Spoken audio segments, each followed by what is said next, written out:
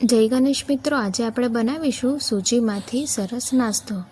તેની માટે આપણે 1 કપ સૂજી લઈ લઈશું।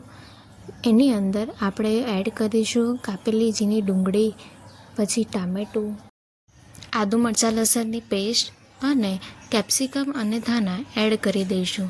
પછી તેની અંદર સ્વાદ અનુસાર મીઠું નાખી દઈશું અને કાળા મરિયાનો પાવડર નાખી દઈશું સ્વાદ અનુસાર। પછી જોડે જોડે એની અંદર આ લાલ મિર્ચ નાખી શકો છો અને હિંગ પણ નાખી શકો છો।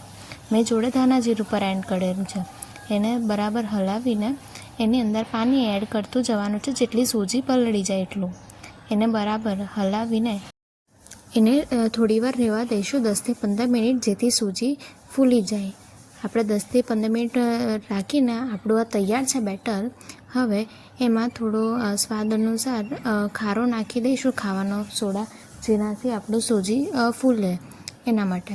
એને થોડીવાર આવી રીતે હલાવીને થોડી 5 મિનિટ રેસ્ટ આપીશું।